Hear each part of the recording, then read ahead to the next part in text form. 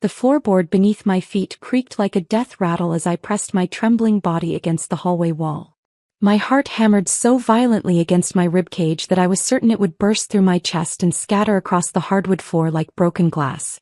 The voices drifting from behind our bedroom door, sliced through the silence of what I had believed was my sanctuary. She has no idea, does she?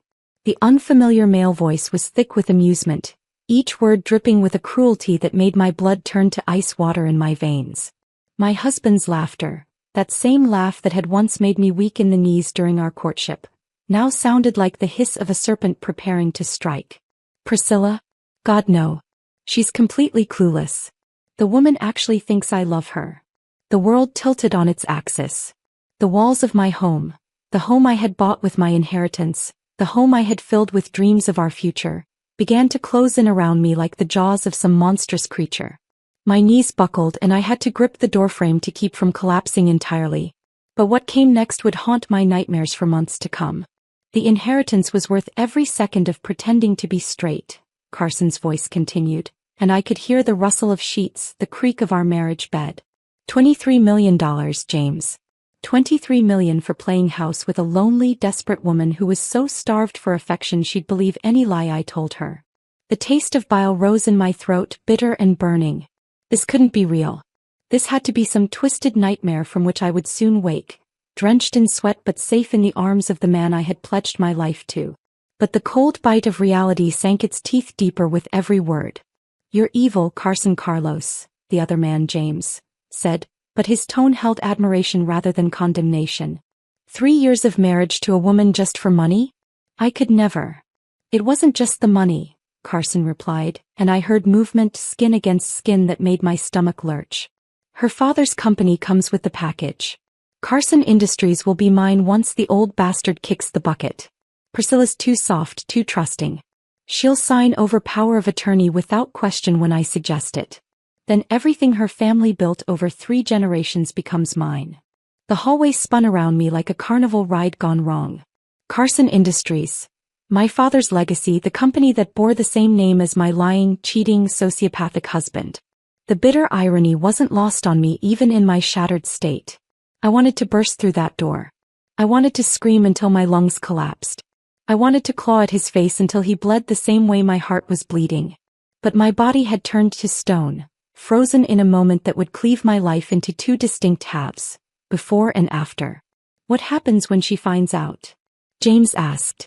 Carson's response was a sound I had never heard from him before, cold, calculating, devoid of any human warmth. "She won't live long enough to cause problems." And that's when I knew that the woman I had been just moments before was dead. What remained was something else entirely. Something forged in the white-hot flames of betrayal and tempered in the ice-cold waters of pure, undiluted rage. I turned away from that door, my movements mechanical and precise. Each step back down the hallway felt like walking through molasses, but I forced myself to move. To breathe. To plan. Carson Carlos thought he had destroyed me. He thought he had won. He had no idea what he had just created. Before we continue, please write in the comment which country you are watching this video. We love knowing where our global family is tuning in from. And if this is your first time on this channel, please subscribe. Your support helps us bring even more epic revenge tales of life. Enjoy listening. My name is Priscilla Carson, though 3 years ago it was Priscilla Brooks. I suppose names don't matter much when your entire existence has been built on lies, but for the sake of this story, my story, I'll start with who I thought I was. 28 years old, auburn hair that caught the morning sunlight just so, green eyes that my mother always said were my best feature. I had been born into privilege, the only child of Jonathan Brooks, founder and CEO of Carson Industries, a manufacturing empire that had grown from a single textile mill in 1952 to a multi-billion-dollar corporation spanning 3 continents. But privilege, I learned, could be a prison as much as a blessing.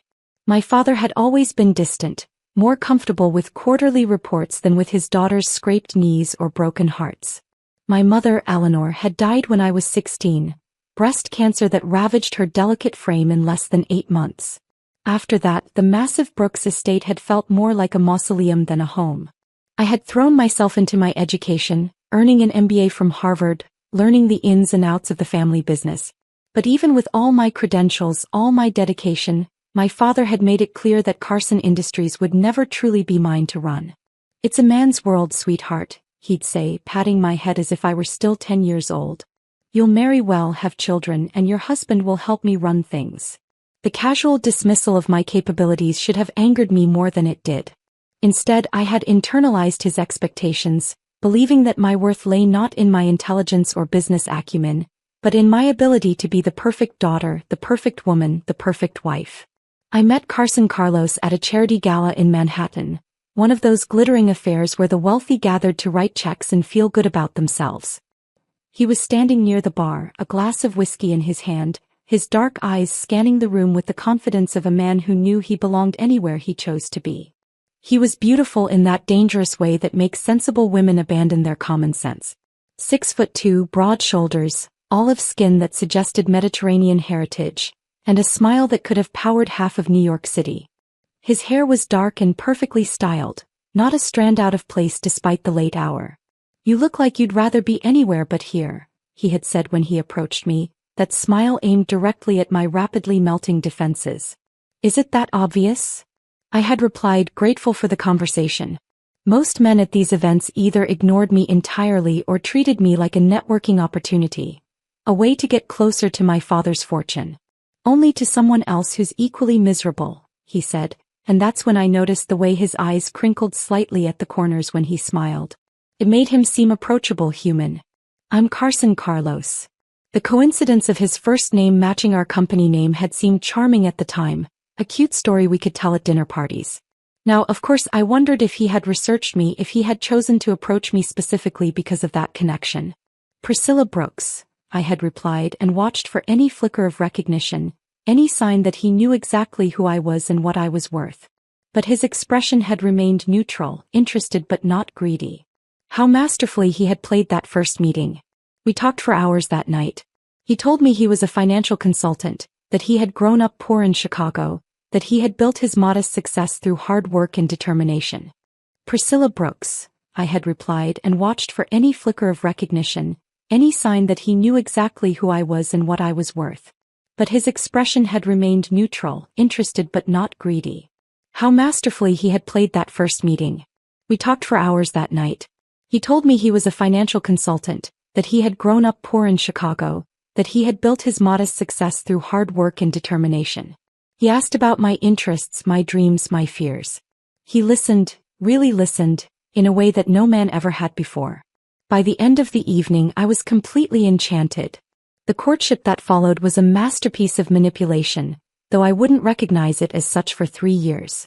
Carson was attentive without being smothering, romantic without being cheesy, ambitious without being ruthless. He sent flowers, not roses which he said were too obvious, but peonies which he claimed reminded him of my laugh. He remembered everything. The way I liked my coffee, black with just a hint of sugar, my favorite restaurant, a little Italian place in the village that served the most incredible lobster ravioli, the fact that I collected vintage books and could spend hours in dusty antiquarian shops. Our first kiss happened on a rainy Tuesday evening in Central Park. We had been caught in a sudden downpour and taken shelter under a stone bridge. My hair was plastered to my head, my makeup probably streaking down my face, but when Carson looked at me I felt beautiful. When he cupped my face in his hands and pressed his lips to mine, I felt alive for the first time since my mother's death. "I think I'm falling in love with you, Priscilla Brooks," he had whispered against my mouth, and I believed him completely. We were engaged within 6 months. The proposal was perfect, of course. A candlelit dinner at the restaurant where we'd had our first official date, the ring hidden in my dessert like something out of a romantic comedy. The diamond was modest by my family's standards but stunning nonetheless, and Carson explained that he had wanted to buy it himself, that he didn't want my father's money influencing something so personal between us. I had been so touched by the gesture that I cried. My father approved of Carson immediately, which should have been my first warning. Jonathan Brooks was not an easy man to impress, but Carson seemed to navigate their conversations with the skill of a seasoned diplomat. They talked business, politics, golf, all the subjects that bored me to tears but that seemed to bond them instantly. "He's perfect for you, sweetheart," my father had told me after Carson asked for my hand. "Smart, driven, respectful. He'll take good care of you and the family business." The wedding was everything I had dreamed of as a little girl. A cathedral ceremony with 300 guests, a reception at the Plaza Hotel, a honeymoon in Tuscany that lasted 2 weeks. Carson was the perfect groom, attentive and loving, never leaving my side except when custom demanded it. Our wedding night was gentle and sweet, though not particularly passionate. Carson explained that he was nervous, that he had never been with anyone he loved as much as he loved me. I had found his vulnerability endearing, had assumed that passion would grow with time and familiarity. It never did. Our marriage settled into a comfortable routine. Carson moved into the Brooks estate with me. He insisted it made more sense financially, and I was happy to fill the empty rooms with love and laughter again. He took a position at Carson Industries, working closely with my father, learning every aspect of the business from the ground up. He was the perfect husband in every observable way. He remembered our anniversary, brought me flowers for no reason, held doors and pulled out chairs, and never forgot to tell me he loved me before leaving for work each morning. But there were things I noticed, small inconsistencies that I pushed to the back of my mind because I wanted so desperately to believe in our happiness. He never wanted to have friends over. When I suggested dinner parties or couples nights, he always had an excuse. Too much work, too tired. He preferred our quiet time together. I told myself he was just naturally introverted. His phone was always face down, always on silent. When it buzzed during our time together, he would glance at it with an expression I couldn't quite read before turning it off entirely. "Work can wait," he would say, kissing my forehead. "Nothing is more important than you." He rarely initiated intimacy, and when we did make love, it felt perfunctory, as if he were going through the motions of what a husband should do. I blamed myself, wondering if I wasn't attractive enough, adventurous enough, woman enough to hold his interest. And then there were the business trips. They became more frequent as the months passed. Conferences, client meetings, industry events that required his presence but not mine. He would return from these trips relaxed and happy, full of energy and affection, which I interpreted as evidence that the work was going well. I never questioned why his relaxation looked so much like the afterglow of someone who had been thoroughly satisfied in ways that had nothing to do with quarterly projections. I was the perfect wife because I had been trained from birth to be accommodating, to not ask difficult questions, to trust that the men in my life knew what was best.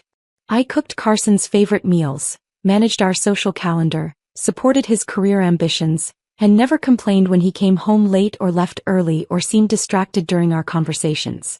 I loved him with the desperate intensity of someone who had never been truly loved in return. I poured my whole heart into making our marriage work, into being worthy of the affection he claimed to feel for me. And all the while he was planning my destruction. The morning of what I now think of as the day my life ended started like any other. Carson emerged from our bathroom looking pale and drawn, pressing a hand to his forehead with the kind of theatrical flair I should have recognized as performance. "I think I'm coming down with something," he said, his voice slightly hoarse. "Headache, body aches, maybe a fever. I should probably stay home today." I was immediately concerned, pressing my palm against his forehead to check for fever. His skin felt normal to me, but I trusted his assessment of his own body. "Should I stay home with you?" I asked, already mentally rearranging my schedule. "I can work from here, take care of you." "No, sweetheart," he said, managing a weak smile. "You have that important presentation today. I'll just sleep it off. By the time you get home tonight, I'll be good as new." The presentation he referenced was indeed important. A proposal I had been working on for months to expand Carson Industries into sustainable manufacturing. It was my baby, my chance to prove to my father that I could contribute something meaningful to the family business beyond my marriageability. "Are you sure?" I pressed, genuinely torn between my professional ambitions and my wifely duties. Carson took my hands in his, looking into my eyes with such apparent sincerity that I felt guilty for even questioning him. "I'm sure. This presentation could change everything for you, for the company. I won't be responsible for holding you back." He kissed me then, soft and sweet, and I remember thinking how lucky I was to have married a man who supported my dreams even when he was feeling unwell. "I love you," he murmured against my lips. "I love you too," I replied, meaning it with every fiber of my being. Those were the last words of love I would ever speak to Carson Carlos. I left for the office that morning with a thermos of homemade chicken soup in my bag, planning to come home at lunch to check on him. The presentation went better than I had dared hope. The board was intrigued by my proposals. My father actually looked proud, And for the first time in my professional life, I felt like I might have something valuable to contribute beyond my last name. I was buzzing with excitement as I drove home at noon, eager to share my success with Carson, to see his face light up with pride for my accomplishment. I had even stopped at his favorite deli to pick up the sandwich he always craved when he was sick, turkey and Swiss on rye with spicy mustard. The house was quiet when I entered through the side door, which led directly into our kitchen.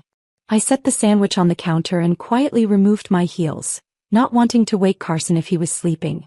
The hardwood floors were cool against my stockinged feet as I padded through the house, making my way toward our bedroom to peek in on my husband. That's when I heard the voices. At first, I thought perhaps Carson was on a conference call, that maybe he was feeling better and had decided to work from bed.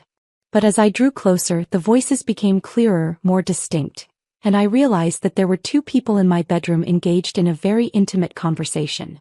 The rational part of my brain, the part that had been trained to give people the benefit of the doubt, to trust in the goodness of those I loved, tried to find innocent explanations. Maybe Carson had called a doctor to make a house call. Maybe he had invited a colleague over to discuss business. Maybe there was some perfectly reasonable explanation for the low murmur of masculine voices drifting from behind my bedroom door. But something primal in my gut knew better. Something deep and instinctual was screaming warnings that I tried desperately to ignore as I crept closer to the slightly ajar door. And that's when my world exploded. The first thing I saw when I peered through the crack in the door was skin. Male skin, muscled and tanned, moving against other male skin in a rhythm that was unmistakably sexual. My husband, my faithful, loving, devoted husband, was in our bed with another man, their bodies entwined in ways that spoke of familiarity, of practiced intimacy, of a relationship that had clearly been going on for much longer than a single afternoon. But the visual assault was nothing compared to what came next. She has no idea, does she? The stranger's voice was thick with post-coital satisfaction and cruel amusement. And Carson's response, that laugh, that horrible soul-destroying laugh, before he spoke the words that would haunt me for the rest of my life. Priscilla? God, no. She's completely clueless. The woman actually thinks I love her. I should have run then. I should have burst through the door screaming. I should have called the police, a lawyer, my father, anyone who could help me process what I was witnessing. Instead, I stood frozen in that hallway, watching my marriage die in real time while my husband continued to reveal the depths of his betrayal. The inheritance was worth every second of pretending to be straight, Carson continued, his voice filled with a satisfaction that made my blood turn to poison in my veins. $23 million, James. $23 million for playing house with a lonely, desperate woman who was so starved for affection she'd believe any lie I told her. James. The other man's name was James. Somehow, having a name to attach to my husband's lover made the betrayal more real, more concrete. This wasn't some random hookup, some moment of weakness or confusion. This was a relationship, a partnership that had been conducted in the shadows of my marriage. It wasn't just the money, Carson continued, and I watched in horrified fascination as he traced lazy patterns on James's chest with his fingertip. Her father's company comes with the package. Carson Industries will be mine once the old bastard kicks the bucket. Priscilla's too soft, too trusting. She'll sign over power of attorney without question when I suggest it. Then everything her family built over 3 generations becomes mine. The cruelty was breathtaking. Not only had Carson married me for my inheritance, but he had planned from the beginning to steal my father's legacy, to strip away everything my family had worked for and claim it as his own. What happens when she finds out? James asked, and I held my breath waiting for the answer. Carson's laugh was different this time, colder, more calculating. She won't live long enough to cause problems. The world stopped spinning. The air left my lungs in a single silent whoosh. Carson wasn't just planning to steal from me, he was planning to kill me. I don't remember leaving the house. I don't remember driving back to the office or sitting through the remainder of my meetings. The next thing I clearly recalled was sitting in my car in the parking garage beneath the Carson Industries building, my hands gripping the steering wheel so tightly that my knuckles had gone white, my entire body shaking with a rage so pure and consuming that it felt like fire in my veins. Carson Carlos had married me for my money. He had spent 3 years lying to my face, sleeping in my bed, accepting my love while planning my destruction. He had infiltrated my family, wormed his way into my father's trust, positioned himself to steal everything we had built. And he thought I was too weak, too trusting, too naive to fight back. He was wrong. By the time I walked back into the Carson Industries building that afternoon, the woman Carson had married was gone. What remained was something harder, sharper, more dangerous. Something forged in the white-hot flames of betrayal and tempered by the ice-cold certainty of purpose. Carson Carlos wanted to play games? He wanted to manipulate and deceive and destroy? Fine. But he had made one crucial mistake. He had underestimated his opponent. I was Priscilla Brooks Carson, daughter of Jonathan Brooks, heiress to a business empire, and I had just declared war. The only question now was how complete I wanted my victory to be. As I sat in my office that afternoon staring out at the city that my family had helped build, I began to plan. Not just Carson's downfall. That would be too simple, too quick, too merciful. I was going to destroy him so completely, so thoroughly that when I was finished he would beg for the death he had planned for me. And I was going to enjoy every single second of it. The hardest part wasn't pretending I still loved him. The hardest part was pretending I didn't want to watch him burn. I arrived home that evening at my usual time, my face carefully composed into the expression of a loving wife returning from a successful day at the office. Carson was in the kitchen, moving around with the energy of someone who had never been sick a day in his life. He had showered, probably to wash away the scent of his lover, and was wearing the navy blue sweater I had given him for his birthday. The sight of him in that sweater, a gift chosen with such care and love, made something twist violently in my chest. Feeling better? I asked, setting down my purse and briefcase with deliberate normalcy. My voice sounded perfectly natural, concerned but not overly so. Carson turned to me with that smile. The same smile that had once made my heart skip beats and now made my skin crawl. Much better, sweetheart. I think it was just a 24-hour bug. How did the presentation go? The casual way he asked, as if he genuinely cared about my success, as if he hadn't spent the afternoon plotting my demise, was almost admirable in its audacity.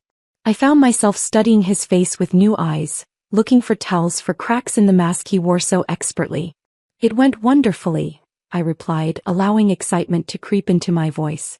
The board loved the sustainability proposals. Dad seemed really impressed.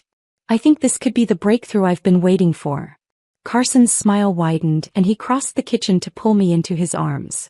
The embrace felt like being hugged by a snake. That's incredible, Priscilla. I'm so proud of you. Proud of you. The words that had once filled me with warmth now felt like acid on my skin. He was proud of me the way a hunter might be proud of a particularly trusting deer, right before pulling the trigger. I brought you soup at lunch, I said, pulling back to look into his eyes. But you were sleeping so soundly I didn't want to disturb you. For just a moment, less than a second really, something flickered across Carson's features. Surprise. Guilt? Fear? But it was gone so quickly I might have imagined it. You're so thoughtful, he murmured, pressing a kiss to my forehead.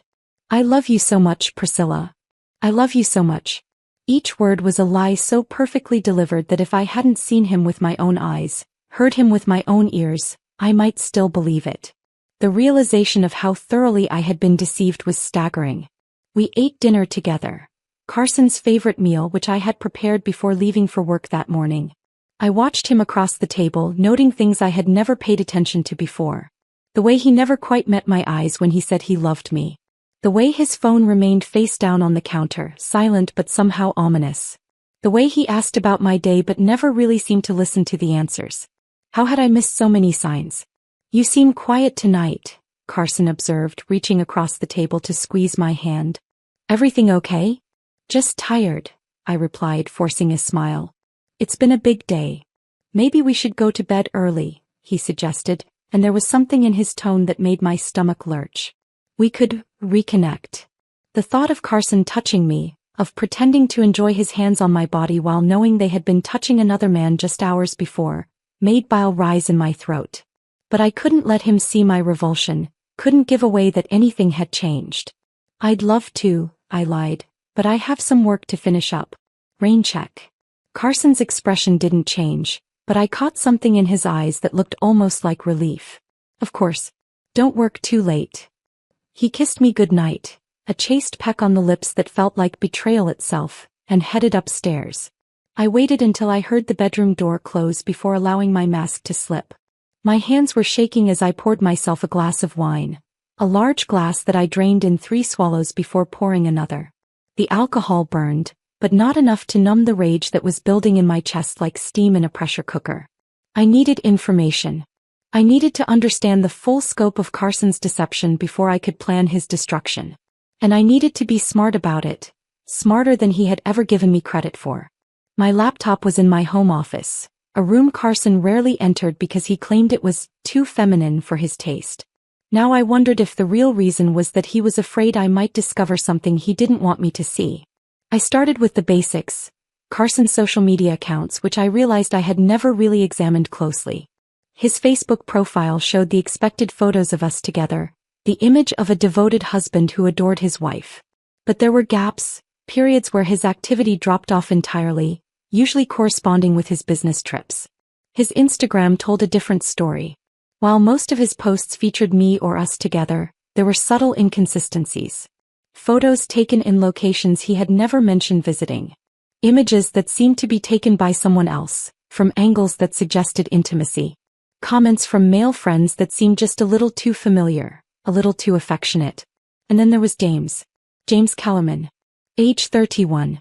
A personal trainer at an upscale gym in Manhattan. Divorced, no children, devastatingly attractive in that rugged masculine way that was the polar opposite of my own refined femininity. James's Instagram was a shrine to his own physical perfection. Shirtless photos, gym selfies, pictures of healthy meals and motivational quotes. But scattered throughout were images that made my blood run cold. Photos of expensive restaurants I recognized as places Carson had claimed to eat during business dinners. Pictures of hotel rooms that matched the descriptions Carson had given me of his accommodations during conferences. Images of gifts, watches, cufflinks, cologne, that looked suspiciously like items I had seen in Carson's possession. But the smoking gun was buried deep in James's older posts, from before my marriage to Carson. A photo of 2 men's hands intertwined wearing matching rings. The caption read, 3 years and counting. Love you, C. 3 years. The exact length of my marriage. Carson hadn't just been cheating on me, he had been with James before we even met. Our entire relationship, from that first encounter at the charity gala to our wedding day to this very moment, had been nothing but an elaborate con game. I sat back in my chair, wine glass in hand, and laughed. Actually laughed out loud at the sheer audacity of it all. Carson and James had been together for years, and Carson had married me as some kind of twisted business arrangement, a way to access my family's fortune while maintaining his real relationship on the side. The level of planning involved was staggering. The research Carson must have done to find me, to learn my habits and preferences and vulnerabilities. The acting skills required to maintain the charade for 3 years. The cold-blooded calculation of it all. I had to admire the craftsmanship even as I planned to use it to destroy him. My phone buzzed with a text message and I glanced at the screen to see Carson's name. Working late again? Don't forget to eat something. Love you. I stared at the message for a long moment, then typed back. Just finishing up. Love you too. The lies came so easily now. Maybe that was something else Carson had taught me. How to wear a mask, how to hide my true intentions behind a smile and sweet words. I deleted my browser history and closed the laptop, then poured myself another glass of wine. Upstairs, I could hear the shower running, which meant Carson was getting ready for bed. Soon he would be lying beside me in our bed, probably thinking about James, maybe even texting him once he thought I was asleep. The thought should have devastated me. 3 days ago it would have. But the woman who had stood in that hallway listening to her husband plan her murder was gone, replaced by someone harder, colder, more calculating. Someone who could play games just as well as Carson Carlos. I climbed the stairs slowly, wine glass in hand, rehearsing the performance of my life. By the time Carson emerged from the bathroom, I was already under the covers, laptop open, pretending to review documents for work. How's it going? He asked, toweling his hair dry. He was naked from the waist up, and I found myself noting his body with the detached interest of a scientist examining a specimen. No wonder James was attracted to him. Carson was undeniably beautiful. It was a shame his soul was so ugly. Almost done, I replied, not looking up from the screen. This sustainability initiative is more complex than I initially thought. Carson slipped into bed beside me, his skin still warm and damp from the shower. You've been working so hard on this project. I'm really proud of what you're trying to accomplish. The sincerity in his voice was perfect. Warm, supportive, loving. If I hadn't known better, I would have believed every word. It means a lot to have your support, I said, closing the laptop and setting it aside. I know it's not always easy being married to someone so driven. Carson turned onto his side to face me, his expression tender. Are you kidding? Your ambition is one of the things I love most about you. You're going to change the world, Priscilla. You're going to change the world. The words hung in the air between us, loaded with meaning he couldn't possibly understand. He was right in a way. I was going to change the world, his world at least. I was going to tear it apart piece by piece until nothing remained but ashes and regret. I hope so, I replied, letting him pull me into his arms. His embrace felt like lying in a grave, but I forced myself to relax against him, to play the role of the loving wife one more time. I love you, Priscilla, he whispered into my hair. I love you too, I whispered back, and for the first time in 3 years the words felt true. Because I did love Carson Carlos. I loved the man I had thought he was, the man who had never actually existed. And I was going to make him pay for killing that fantasy, for murdering the woman I used to be. Carson's breathing evened out within minutes, his body going slack with the deep sleep of someone with a clear conscience. I lay there in the darkness, listening to him breathe, feeling the weight of his arm across my waist like a shackle. But I wasn't trapped anymore. For the first time since our wedding day, I was exactly where I needed to be. Carson thought he was the predator in this relationship, that I was nothing more than prey waiting to be devoured. He had no idea that while he had been playing his games, he had created something far more dangerous than he could possibly imagine. Tomorrow, I would begin the delicate work of dismantling his life. I would be patient, methodical, thorough. I would learn his weaknesses, map his vulnerabilities, identify the pressure points that would cause him the maximum amount of pain. And when I was ready, when I had gathered all the weapons I needed and positioned them just so, I would strike. Carson Carlos wanted to destroy me? Fine. But first he was going to learn what it felt like to be prey. I smiled in the darkness, already planning his downfall. The game was about to begin. I became a detective in my own marriage, and what I discovered made my blood run colder with each passing day. The next morning I woke before Carson's alarm, my body having adapted to some primal need to be alert, to be ready. I lay still in the pre-dawn darkness, listening to his breathing, studying his sleeping face in the dim light filtering through our bedroom curtains.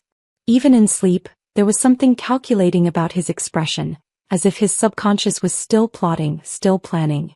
When his alarm finally buzzed at 6:30, Carson woke with the kind of immediate alertness that suggested he had been expecting it. He rolled over to kiss me, a quick peck that had become ritual, before padding to the bathroom for his shower.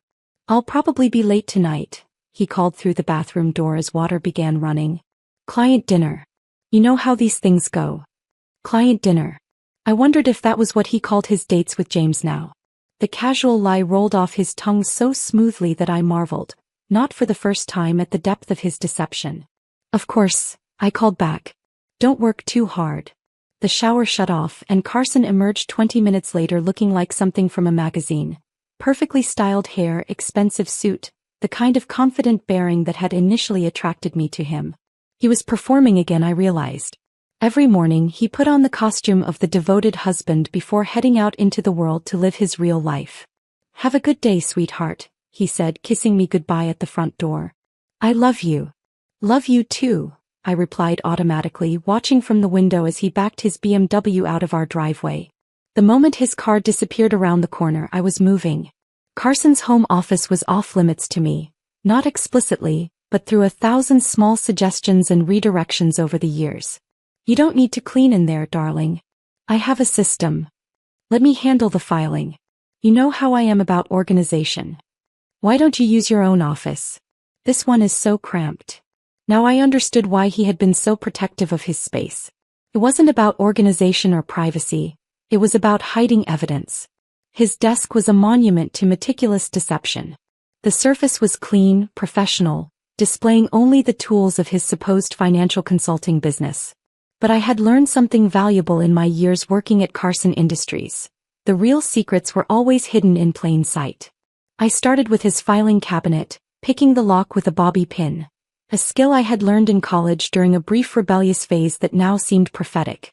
Inside, I found folders labeled with client names I didn't recognize, financial documents that looked legitimate on the surface but felt wrong somehow. Then I found the folder labeled PW. Priscilla Brooks. My maiden name. My hands trembled as I opened it, unsure if I was ready for what I might find inside. What I discovered was worse than I had imagined, and more useful than I had dared hope. Carson had been documenting our relationship from the very beginning. There were photographs of me taken from a distance, clearly shot before we had ever met. Pictures of me leaving the Carson Industries building, shopping at my favorite stores, eating lunch at cafes near my office. He had been stalking me, studying my patterns, learning my routines before orchestrating that supposedly chance meeting at the charity gala.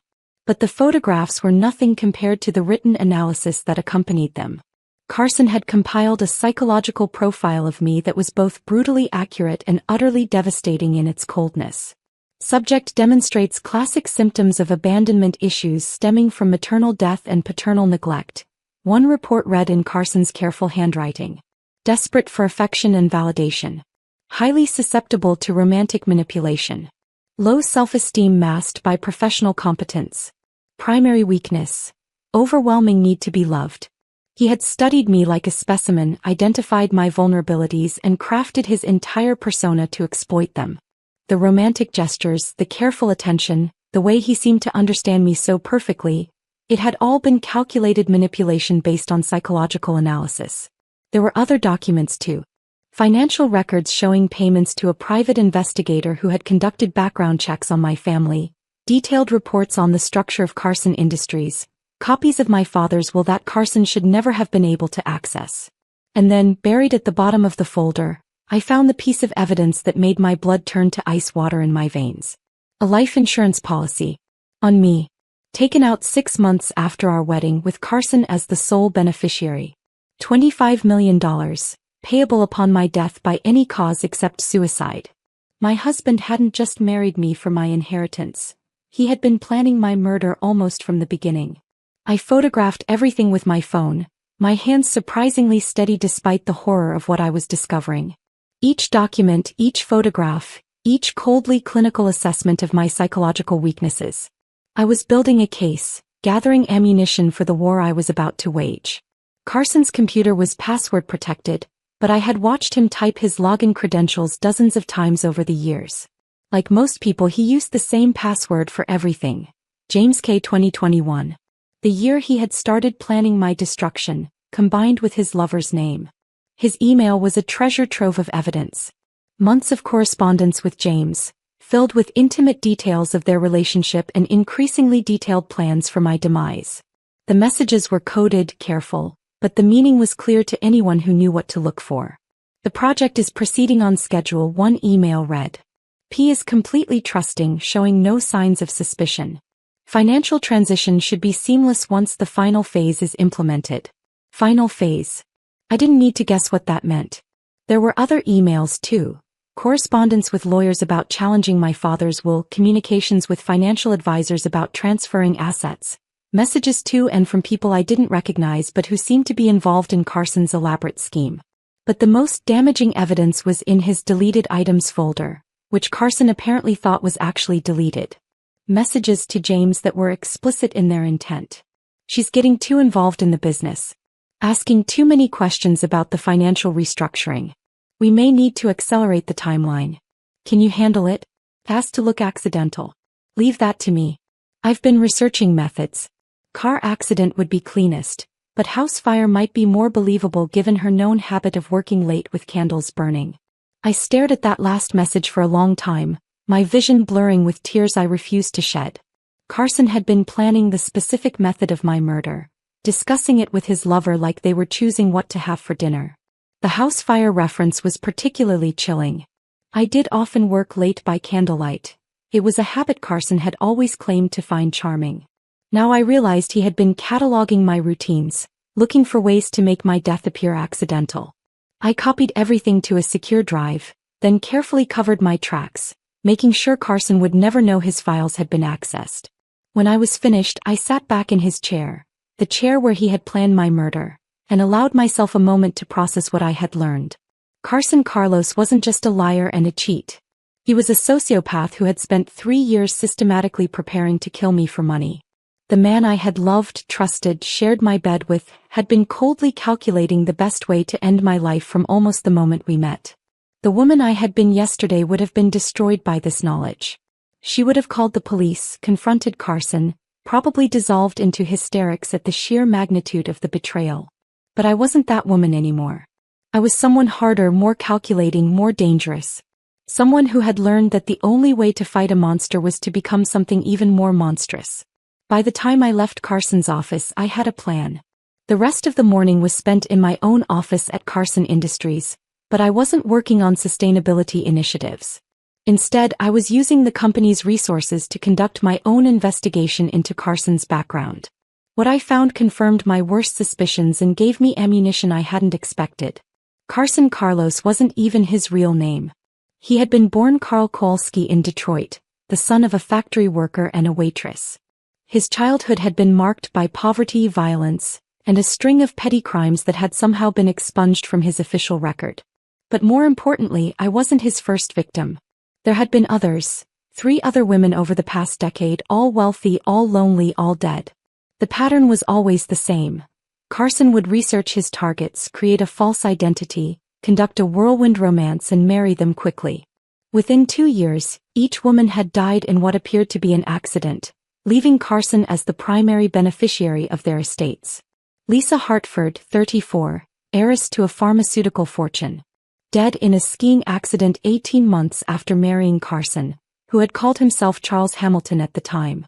Rebecca Steinberg, 29, daughter of a real estate mogul. Drowned in her own swimming pool 2 years after their wedding. Carson had been known as Robert Stone during that marriage. Angela Morrison, 31, sole heir to a shipping company.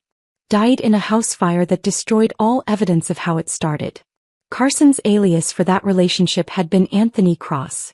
3 women, 3 tragic accidents, 3 substantial inheritances that had mysteriously disappeared shortly after Carson collected them.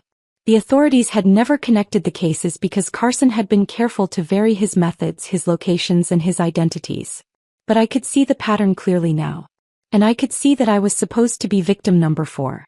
The rage that filled me was unlike anything I had ever experienced. It was clean and pure and focused, a white-hot flame that burned away every trace of the trusting, naive woman I used to be. Carson hadn't just betrayed me, he had murdered 3 innocent women and he was planning to murder me too. But he had made one crucial mistake. He had underestimated his intended victim.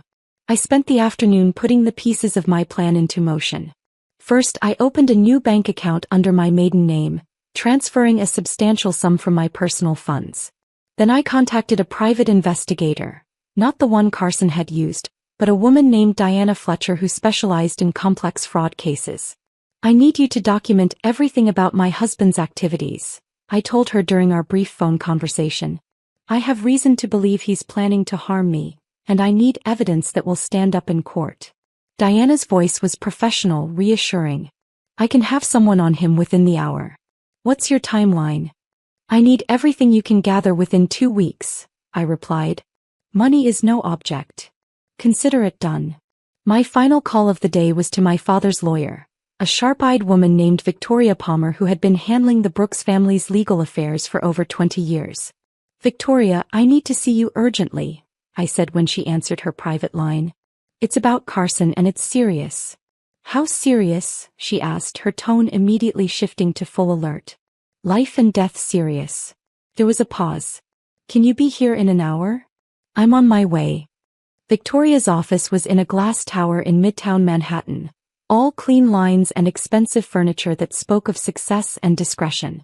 She was waiting for me when I arrived, her silver hair perfectly styled, her suit impeccably tailored. Talk to me, she said the moment I sat down across from her massive mahogany desk. I told her everything.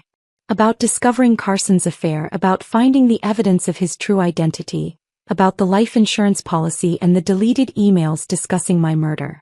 I showed her the photographs I had taken, the financial records, the documentation of Carson's previous marriages and the convenient deaths of his former wives. Victoria listened without interruption, her expression growing grimmer with each revelation. When I finished, she leaned back in her chair and shook her head slowly. Priscilla, this is the most elaborate murder-for-hire scheme I've ever encountered, she said. Your husband is a serial killer who has perfected the art of murdering wealthy women for their inheritances. I know, I replied calmly. The question is, what are we going to do about it? Victoria studied me for a long moment, her keen eyes searching my face. What do you want to do about it? Because I have to tell you, the evidence you've gathered is compelling but circumstantial. Getting a conviction for the previous murders would be nearly impossible without bodies and crime scenes that are years old. I don't want a conviction, I said, surprising myself with the steadiness of my own voice. I want justice. Those aren't necessarily the same thing. No, I agreed.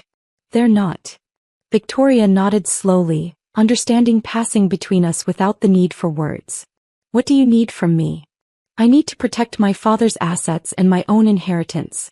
I need to make sure that no matter what happens to me, Carson can't touch a penny of the Brooks family fortune. That can be arranged. What else? I leaned forward, my voice dropping to just above a whisper. I need you to help me disappear. Disappear. Carson is planning to kill me, Victoria. Soon, based on what I found in his emails. But what if Priscilla Carson died before he could murder her?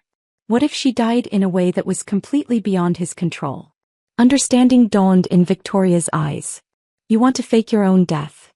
I want Carson to think I'm dead, yes. But more than that, I want him to think he's won.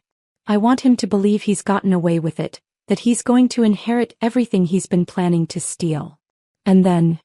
I smiled, and it felt like showing teeth. And then I'm going to destroy him piece by piece from beyond the grave. Victoria was quiet for several long moments, her fingers steepled in front of her face. Finally she spoke. What you're describing would be incredibly complex, expensive, dangerous, and probably illegal in about a dozen different ways. I know. It would also be incredibly satisfying to watch a sociopathic killer get exactly what he deserves. I felt a spark of hope. Are you saying you'll help me? Victoria's smile was sharp as a blade. Priscilla, I've been waiting my entire career for a case like this. Of course I'll help you. We spent the next 2 hours outlining the basics of what would become the most elaborate revenge scheme ever conceived. It would take months to execute properly, require dozens of people working in perfect coordination, and cost more money than most people saw in a lifetime. But when we were finished, Carson Carlos, or Karl Kowalski, or whatever his real name was, would lose everything he had worked for, everything he had killed for, everything he thought he had won. And I would have the satisfaction of watching him suffer the way his victims had suffered, of seeing him realize that he had been outsmarted by the weak, trusting woman he had planned to murder. By the time I left Victoria's office, the sun was setting over Manhattan, painting the sky in shades of red and gold that seemed appropriate for the war I was about to wage. Carson would be getting home soon, probably with some story about his client dinner, some lie to explain away another evening spent with James. But tonight would be different. Tonight, I would look at my husband across our dinner table and know that I held his future in my hands. That every smile he gave me, every lie he told, every casual mention of our future together was just another nail in the coffin I was building for him. Carson thought he was the predator in our marriage. He was about to learn how wrong he could be. As I drove home through the gathering darkness, I found myself humming, for the first time since discovering his betrayal. It was a song my mother used to sing to me when I was small, a lullaby about justice and consequences and the way the universe balanced its scales. Carson had spent 3 years teaching me how to lie, how to manipulate, how to hide my true intentions behind a mask of loving devotion. He had taught me well. Now it was time for his final lesson. I arrived home to find Carson in our kitchen, his sleeves rolled up, preparing what looked like a romantic dinner for two. Candles were already lit on our dining room table, wine was breathing on the counter, and something that smelled delicious was simmering on the stove. For a moment the sight stopped me cold. This was the Carson I had fallen in love with, domestic, thoughtful, apparently devoted to making me happy. If I hadn't seen him with my own eyes, heard his plans with my own ears, I might have melted at the gesture. Instead, I felt like I was looking at a stage set, carefully arranged to manipulate my emotions.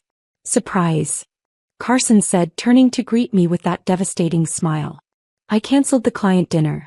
I realized we haven't had a proper evening together in weeks. He crossed the kitchen to kiss me, and I forced myself to lean into his embrace, to smile as if his touch still had the power to make my knees weak instead of making my skin crawl. "This is wonderful," I said, injecting warmth into my voice. "What's the occasion?" Carson's eyes were soft, loving, perfect.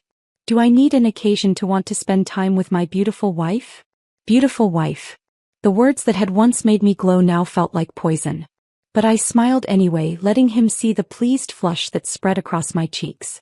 "You're going to spoil me," I replied, playing my part in this twisted domestic theater. "That's the plan," Carson murmured, pulling me closer. "I've been thinking a lot about us lately, about our future. I know I've been distracted with work, but I want you to know that you're the most important thing in my life." The sincerity in his voice was breathtaking. If I hadn't known better, I would have believed every word. Even knowing what I knew, there was a small part of me that wanted to believe it, that desperately wished this version of Carson was real. But I had seen the monster beneath the mask. I knew exactly how much I was worth to him in dollars and cents, knew exactly how he planned to dispose of me once he had claimed his prize. "You're important to me too," I said softly, letting my voice catch just slightly as if I were overwhelmed by emotion. Carson's smile widened, and he pressed his forehead against mine in a gesture of intimacy that once would have made my heart race. "I love you so much, Priscilla. Sometimes I can't believe how lucky I am to have found you. Found you." As if our meeting had been chance rather than a carefully orchestrated hunt. The irony would have been funny if it weren't so chilling.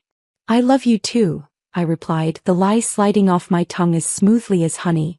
We moved through the evening like actors in a play, each of us performing our roles with practiced expertise. Carson had prepared my favorite meal, lamb with rosemary and garlic, roasted vegetables, a chocolate souffle that must have taken hours to perfect. He poured wine, lit more candles, created an atmosphere of romance and devotion that would have fooled anyone watching. The conversation flowed as easily as the wine. Carson asked about my day, my work, my plans for the sustainability initiative.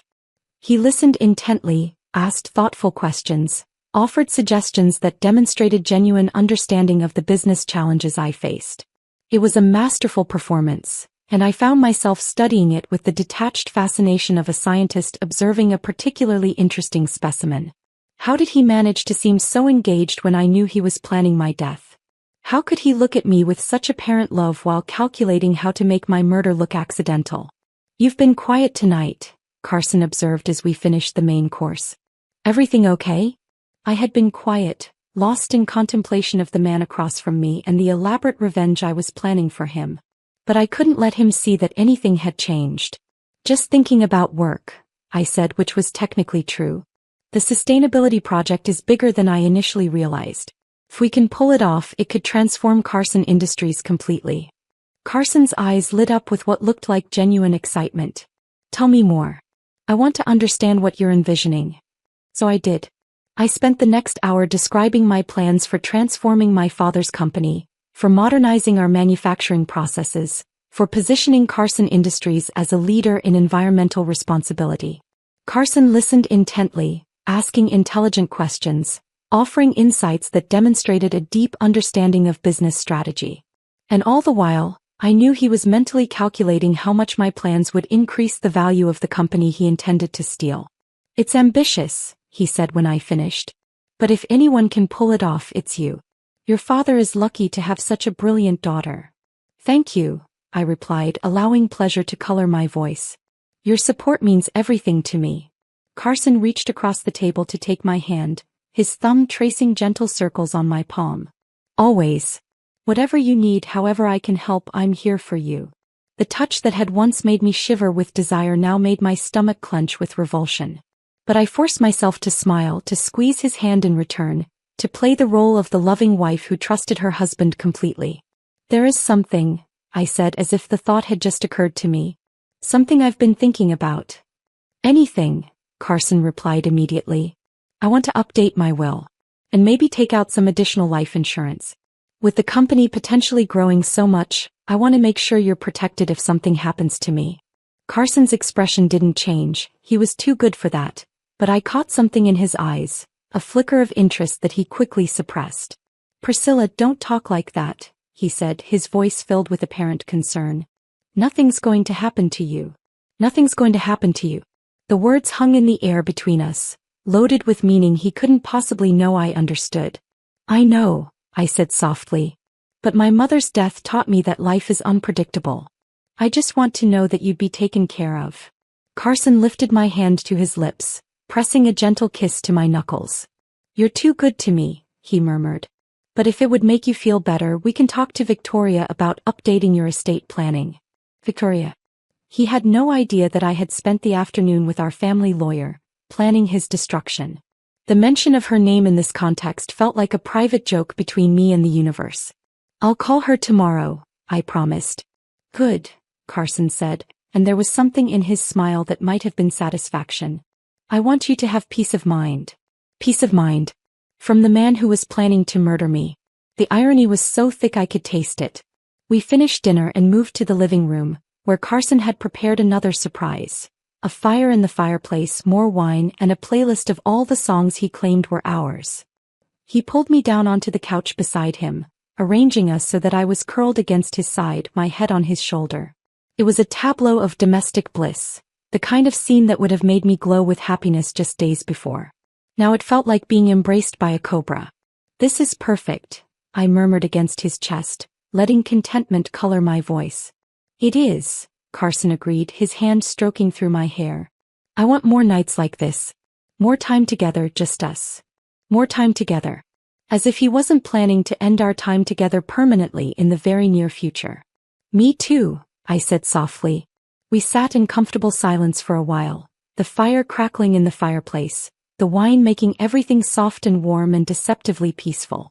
Carson's hand continued to stroke my hair, and I found myself studying the rhythm of his breathing, the steady beat of his heart against my ear. This was the man who had held me while I cried about my mother's death. The man who had promised to love me in sickness and in health, for better or worse, until death do us part. The man I had trusted with my body, my heart, my life. The man who was planning to kill me for money. Priscilla.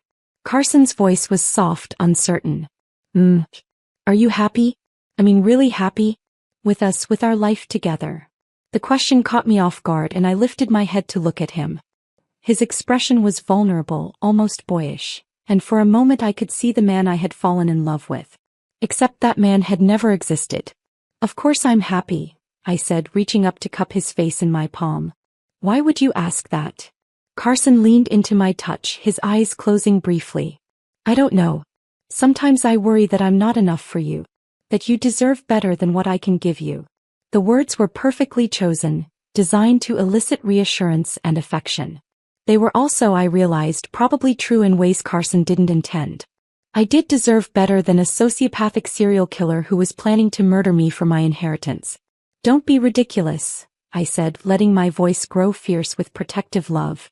You're everything I've ever wanted. You're kind and smart and funny and beautiful, and I can't imagine my life without you.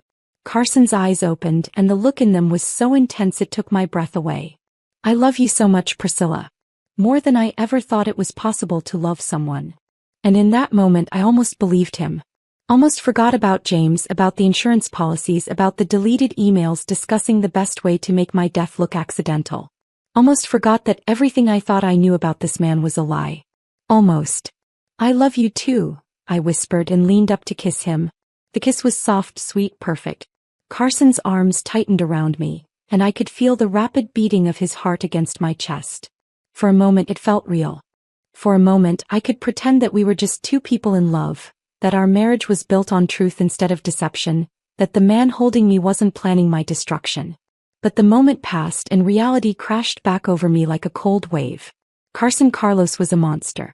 A beautiful, charming, utterly convincing monster who had killed 3 women and was planning to kill me too.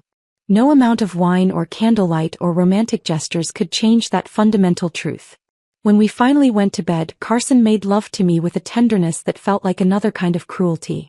His touches were gentle, reverent, as if I were something precious and fragile that he wanted to protect. He whispered endearments against my skin, told me I was beautiful, told me he loved me more than life itself. And all the while I knew he was probably thinking about James. About the money. About how much longer he would have to maintain this charade before he could finally dispose of me and claim his prize. Afterward, as Carson slept peacefully beside me, I stared up at the ceiling and let myself feel the full weight of what I had lost. Not just my marriage, though that was devastating enough. I had lost my faith in love, in trust, in the fundamental goodness of human nature. I had lost the woman I used to be, the happy, naive, trusting woman who believed that if you loved someone enough they would love you back. That woman was gone, murdered as surely as Carson's previous victims had been murdered. What remained was someone harder, colder, more calculating. Someone who could lie as smoothly as Carson could, who could wear a mask of loving devotion while planning the destruction of the person sleeping trustfully beside her. Carson had created this new version of me through his betrayal. Now he was going to have to live with the consequences. I turned onto my side, studying his sleeping face in the moonlight filtering through our bedroom windows. He looked peaceful, innocent, like the man I had thought I married. But I knew better now. I knew what lurked beneath that beautiful exterior. "Sleep well," I whispered into the darkness. "Enjoy it while you can." Because very soon Carson Carlos was going to learn what it felt like to be hunted. He was going to discover what it meant to be betrayed by someone he trusted. He was going to experience the particular kind of terror that came from realizing you had underestimated your opponent. And when it was all over, when I had taken everything from him the way he had planned to take everything from me, I was going to watch him suffer with the same cold satisfaction he had felt while planning my death. The game was about to begin in earnest. And this time I was going to win. 2 weeks passed in a carefully orchestrated dance of deception. Each morning, Carson and I performed our roles with Oscar-worthy precision. The loving husband concerned about his wife's long hours, the devoted wife grateful for her partner's unwavering support. We ate breakfast together, discussed our days, made plans for the weekend. To any outside observer, we were the picture of marital bliss. But beneath the surface, a war was being waged. Diana Fletcher, my private investigator, proved to be worth every penny of her substantial fee. Her reports arrived daily via encrypted email, each one adding another layer to my understanding of Carson's double life. She had documented his affair with James Kellerman in excruciating detail.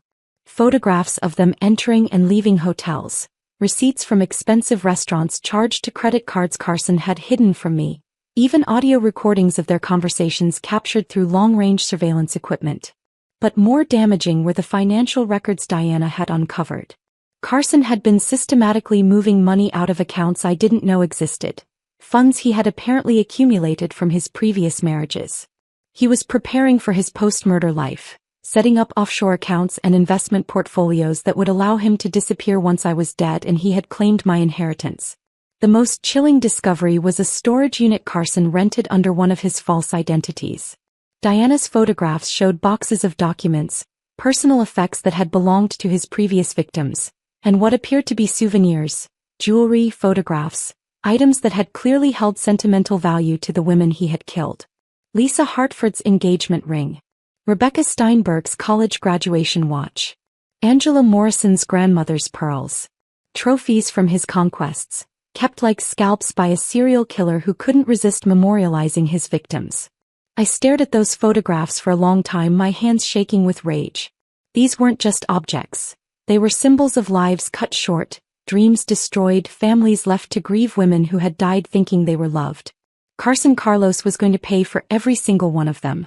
Meanwhile, Victoria Palmer had been working her own brand of magic. The legal framework for my fake death was taking shape.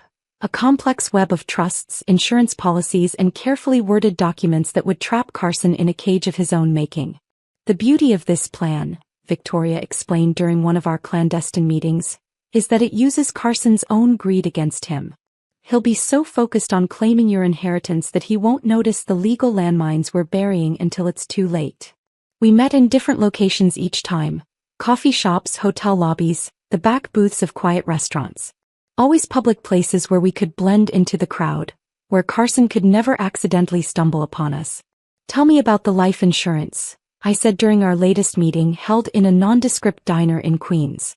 Victoria slid a folder across the scarred Formica table. "I've arranged for a new policy, $20 million, with very specific language about the circumstances required for payout. Carson will think he's won the lottery when you die, but the insurance company will stall the claim for months while they investigate. And during that time, you'll be very much alive and watching from the shadows while Carson's world falls apart piece by piece." The plan was intricate, requiring perfect timing and absolute secrecy. When I died, it would appear to be exactly the kind of accident Carson had been planning. But unlike his previous victims, I would survive, hidden away while legal and financial mechanisms I had put in place systematically destroyed him. What about my father? I asked the question that had been nagging at me for days. Victoria's expression softened slightly. Jonathan will be told the truth, but only after your apparent death. He'll be devastated initially, but when he learns what Carson was planning, I think he'll be grateful for your foresight. I hoped she was right. The thought of my father believing I was dead even temporarily was almost unbearable. But it was necessary. Carson had to believe his plan had succeeded, had to think he was finally free to claim everything he had worked for. At home I played my part with increasing skill. I mentioned updating my will just as I had promised Carson I would. I discussed taking out additional life insurance, framing it as responsible financial planning for our future together. Carson's responses were perfect. Gentle protests about morbid thinking, loving assurances that nothing would happen to me, reluctant agreement that planning for the worst was prudent. But I caught the flickers of interest in his eyes, the barely concealed satisfaction when I mentioned the dollar amounts involved. He was so close to his goal he could taste it.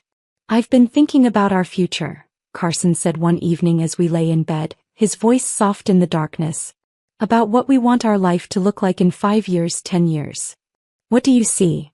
I asked, genuinely curious about what fantasy he was constructing.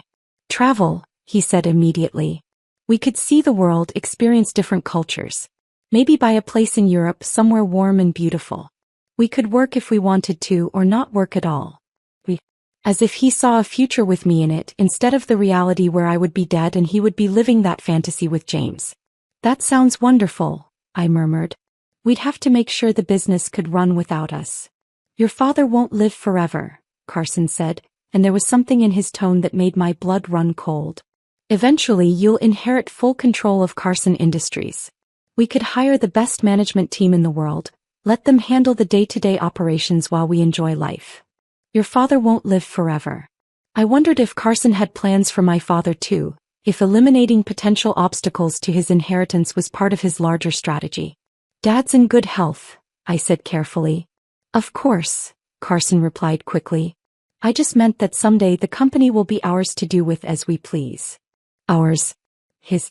The distinction was lost on Carson but not on me. I love you, he said, rolling over to kiss my shoulder. I love you too, I replied automatically, the words becoming easier each time I said them. Because in a twisted way they were still true. I loved the man I had thought Carson was, mourned the marriage I had believed we shared. The real Carson Carlos, the cold-blooded killer lying beside me, deserved nothing but contempt. But the ghost of the man I had loved? That phantom still had the power to break my heart. 3 weeks into my investigation, Diana presented me with the evidence I had been waiting for. Proof that Carson was actively planning my murder. He's been researching methods, she reported during our latest meeting held in the parking garage beneath a shopping mall in New Jersey. Online searches for untraceable poisons, ways to stage car accidents, how to disable smoke detectors to ensure a house fire burns completely. My mouth went dry. How soon? Based on his search history and some conversations we intercepted between him and James, I'd say within the next 2 weeks. He's getting impatient and James is pushing him to act. Apparently they want to take a long vacation together once you're out of the way. Out of the way. Such a clinical term for murder. There's something else, Diana continued, her expression grim. We found evidence that Carson has been slowly poisoning you for the past month. The world tilted sideways. What? Small doses of arsenic probably administered through your coffee or tea. Not enough to kill you immediately but enough to make you sick, to establish a pattern of declining health that would make your eventual death less suspicious. I thought back to the past few weeks, to the occasional nausea I had attributed to stress, the headaches I had blamed on long hours at the office, the fatigue that had seemed to come and go without explanation. Carson had been slowly killing me and I had never even noticed. Can you prove it? I asked, my voice barely above a whisper. Hair samples, blood work, tissue analysis. All of it shows consistent low-level arsenic exposure over the past month. We have video evidence of Carson adding something to your coffee maker on multiple occasions. And we found his source, a contact in Chicago who sells pest control supplies that aren't exactly legal. The revelation hit me like a physical blow. Carson hadn't just been planning to kill me, he had already started. Every morning when he kissed me goodbye, every evening when he welcomed me home, every night when he made love to me, he had been slowly poisoning me. The man I had trusted with my life had been methodically taking it away. I need to accelerate the timeline, I said, my voice hardening with resolve. How quickly can we implement the plan? Diana studied my face with professional concern. Are you sure you're ready? Once we start this, there's no going back. Priscilla Carson will cease to exist. She already has, I replied. Carson killed her the moment he decided I was worth more dead than alive. That night, I lay in bed beside my would-be murderer and made my final preparations. Tomorrow would be the last day I spent as Priscilla Carson, naive heiress and loving wife. By tomorrow evening I would be dead, at least as far as the world was concerned. And Carson's real nightmare would begin. The morning of my death dawned gray and drizzling, as if the weather itself was mourning what was about to unfold. I woke before Carson's alarm, as had become my habit, and spent those precious quiet moments studying his sleeping face one last time. By tonight he would believe I was dead. By tomorrow he would be planning how to spend my inheritance. Within a week, he would discover that his carefully laid plans had become the instrument of his own destruction. I felt nothing as I looked at him, no love, no hate, no regret. Only a cold, clinical satisfaction that justice was finally within reach.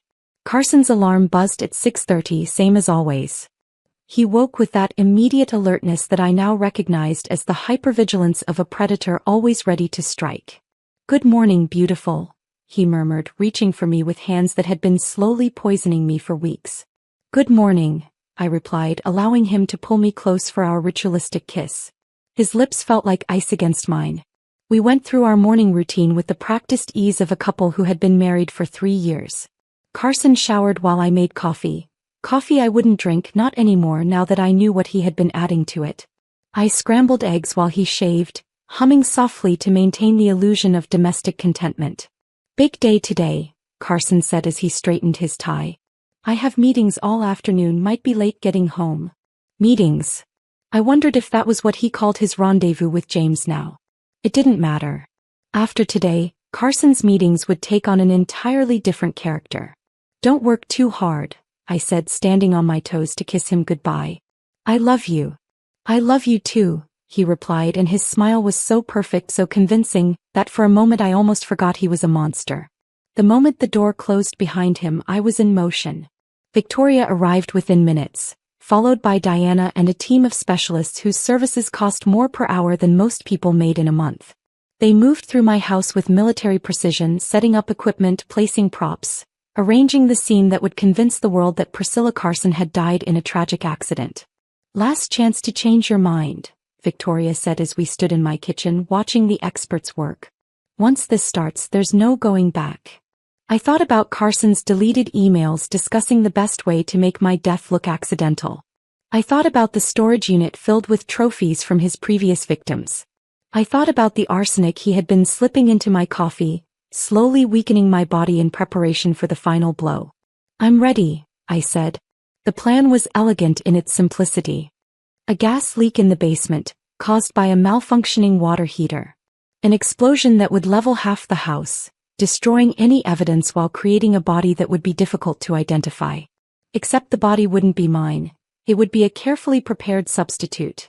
A Jane Doe from the morgue who had died of natural causes and whose dental records had been subtly altered to match my own. It was ghoulish but necessary.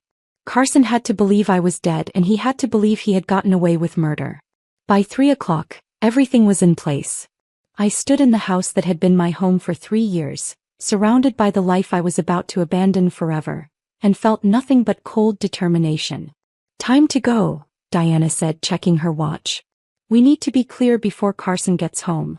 I took one last look around, at the wedding photos that had been lies, at the furniture we had chosen together while he planned my death, at the bedroom where I had slept trustingly beside a killer for 3 years. Then I walked away from it all. We drove in silence to a safe house in Connecticut, a nondescript rental property that would be my home for the next phase of the operation.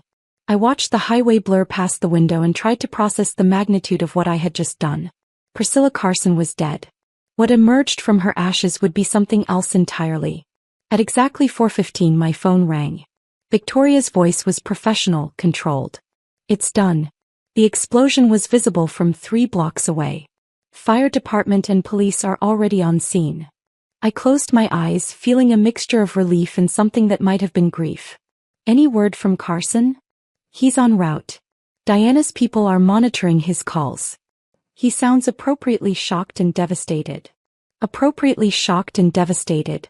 Because even in the face of tragedy, Carson was still performing, still playing the role of the grieving husband. Keep me informed, I said and ended the call. For the next several hours, I watched my own death unfold on television. The local news picked up the story first. Wealthy heiress killed in gas explosion, husband rushed to hospital in shock. The reporters interviewed neighbors who described Carson and me as the perfect couple, who expressed disbelief that such a tragedy could befall such lovely people. Carson's performance for the cameras was masterful. Pale, shaken, barely able to speak through his grief, he painted a picture of a marriage cut tragically short just as we were planning our future together. He mentioned the life insurance policies I had recently taken out, describing them as evidence of my concern for his welfare should anything happen to me. She was always thinking of others, he told one reporter, his voice breaking convincingly. Even in death she made sure I would be taken care of. The irony was so thick I could taste it. By evening the story had been picked up by national media. Brooks' heiress dies in tragic accident, scrolled across the bottom of CNN. Financial reporters speculated about the future of Carson Industries, about how the loss of Jonathan Brooks's only heir would affect the company's prospects. My father's statement, released through the company's public relations department, was brief and heartbreaking. We have lost not just a daughter and colleague but a brilliant mind and loving heart. Priscilla's vision for sustainable manufacturing will remain her legacy to the world. Reading those words, I felt the first crack in the ice that had surrounded my heart since discovering Carson's betrayal. My father was grieving for me, believing I was gone, and there was nothing I could do to comfort him without destroying the elaborate trap I had built for my husband. But his pain would be temporary. Carson's would be eternal. As the hours passed, I monitored Carson's activities through Diana's surveillance network. He played his part perfectly, the devastated widower who could barely function in the face of his loss. He met with funeral directors, made arrangements for a memorial service, accepted condolences from friends and colleagues with appropriate grace. But in the privacy of his hotel room, he claimed our house held too many painful memories to stay there. Carson's mask slipped. Diana's bugs picked up his phone call to James, placed less than 6 hours after my supposed death. It's done, Carson said, his voice completely different from the broken man the cameras had captured. The bitch is finally dead. Are you sure? James's voice was tinny through the surveillance equipment, but his excitement was unmistakable. I saw the body bag myself. What was left of it, anyway? The explosion was bigger than I expected, but that just makes the story more believable. What about the insurance money? Carson's laugh was cold, triumphant. $20 million from the new policy, plus her inheritance, plus control of Carson Industries once the old man dies. We're looking at close to $100 million, James. We'll never have to work again. When can we be together? James asked, and the naked longing in his voice made my stomach turn. Soon, Carson promised. I have to play the grieving widower for a few weeks, let the insurance investigation run its course. But once the money comes through we can disappear together. Start fresh somewhere tropical, somewhere no one knows our names. Somewhere no one knows our names. Because Carson understood on some level that what he had done was monstrous. That he needed to hide from the consequences of his actions. But there would be no hiding from what was coming. Over the next few days, I watched from the shadows as Carson began to implement his post-murder plans. He met with lawyers about my will, with insurance investigators about the policies, with financial advisors about managing his windfall. He played the part of the overwhelmed widower expertly, accepting help and sympathy while privately calculating his growing wealth. The memorial service was particularly galling. Carson stood at the podium in the packed cathedral, tears streaming down his face as he spoke about our love, our dreams, our future that had been cut tragically short. Priscilla was the light of my life, he said, his voice breaking with apparent emotion. She made me a better man just by believing in me. I don't know how I'll go on without her, but I know she would want me to live, to honor her memory by living the life we planned together." The congregation wept. My father, aged 10 years in a week, could barely stand. My former colleagues from Carson Industries dabbed at their eyes with tissues. And through it all, Carson performed grief like a master actor, accepting condolences and support while planning his escape with his lover. But I was watching, waiting, gathering evidence of every lie, every manipulation, every moment when his mask slipped to reveal the monster beneath. Because soon, very soon, it would be time for Carson Carlos to learn what it felt like to be hunted. 2 weeks after my death, Carson began to grow impatient. I watched him through Diana's surveillance network as he made increasingly urgent calls to insurance companies, lawyers, and financial institutions. The Grieving Widower Act was wearing thin, replaced by barely concealed frustration at the bureaucratic delays preventing him from accessing his blood money. "They're stalling," he complained to James during one of their nightly phone calls. "The insurance company wants more documentation. The probate court is requesting additional paperwork. It's like they're deliberately trying to prevent me from getting what's rightfully mine." What's rightfully mine? The words would have been funny if they weren't so revealing. Carson truly believed he was entitled to the inheritance he had murdered for, that my death was simply a business transaction that had earned him the right to my family's fortune. "Maybe we should be patient," James suggested, though his own frustration was evident. "It's only been 2 weeks. These things take time." "I've been patient for 3 years, Carson snapped. 3 years of pretending to love that naive little bitch, 3 years of playing house with someone who bored me to tears. I've earned this money, James. I've paid for it in ways you can't imagine." Paid for it.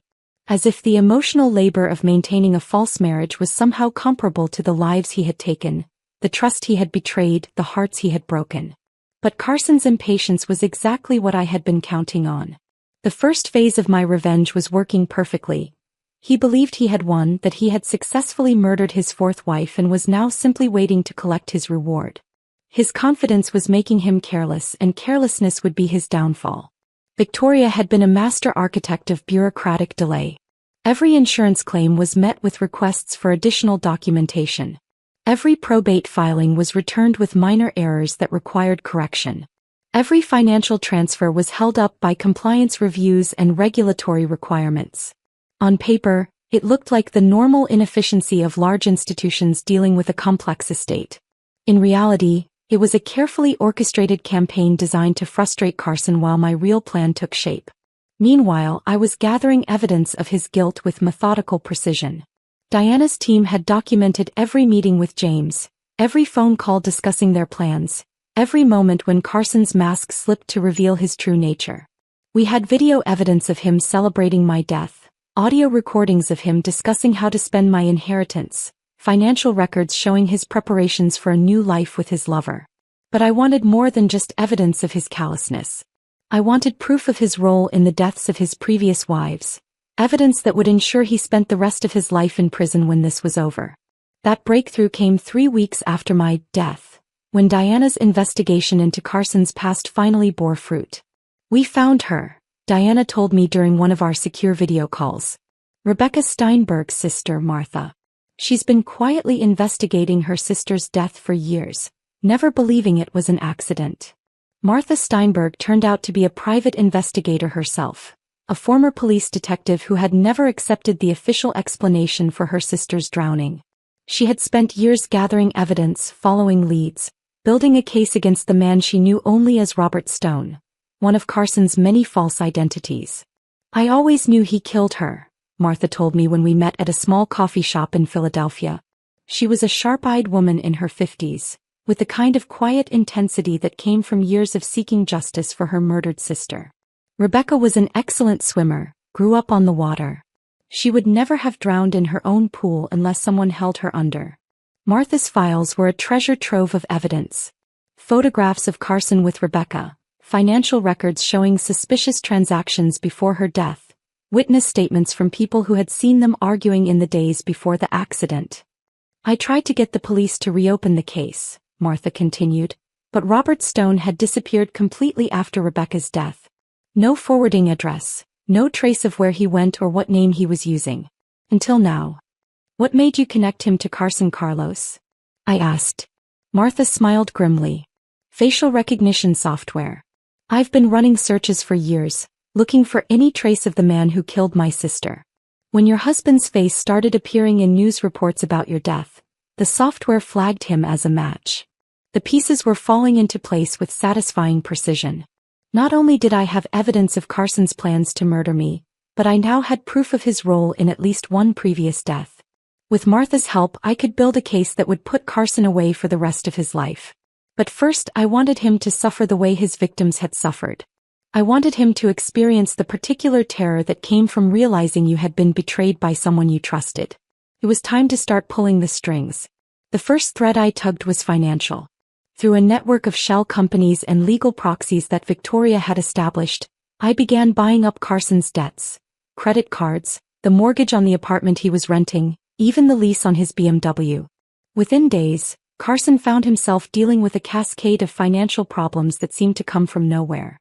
His credit cards were suddenly frozen due to suspicious activity. His mortgage company demanded immediate payment of fees and penalties he had never heard of. His car was repossessed while he sat in a restaurant with James, leaving him stranded and humiliated. This doesn't make sense, he complained to his lawyer during a meeting I monitored through surveillance equipment. My credit was perfect, my payments were current. Why is everything falling apart at once? The lawyer, who was being paid by one of my shell companies without knowing it, offered sympathetic but unhelpful explanations about computer errors and bureaucratic mix-ups. He promised to look into the problems, but warned that resolving such issues could take months. Carson's frustration was beautiful to watch. For the first time in his adult life, he was experiencing what it felt like to be powerless, to have his life disrupted by forces beyond his control. But that was just the beginning. The second thread I pulled was social. Through carefully orchestrated leaks and strategic placement of information, I began destroying Carson's reputation in the financial consulting community where he had built his false identity. Rumors surfaced about client funds that had been mismanaged, about unethical practices and regulatory violations. Former clients began questioning transactions they had previously trusted, demanding audits and investigations that revealed suspicious patterns in Carson's business dealings. Within a week, Carson's professional network had evaporated. Clients canceled contracts, colleagues avoided his calls, and his firm, already struggling with the publicity surrounding my death, began distancing itself from their suddenly toxic employee.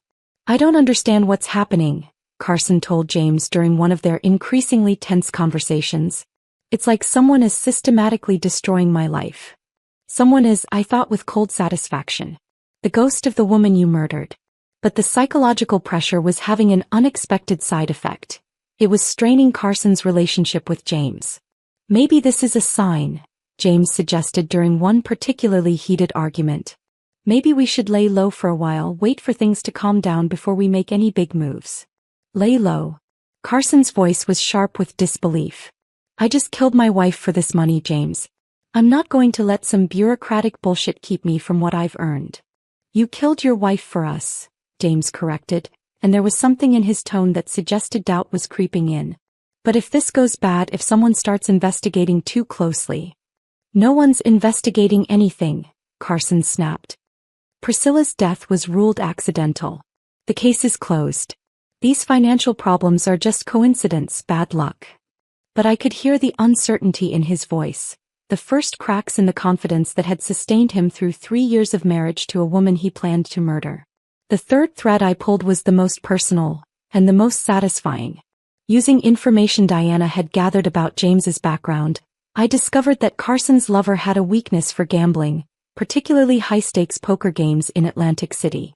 Through intermediaries, I arranged for James to receive invitations to several exclusive games, complete with advance credit that made the prospect irresistible.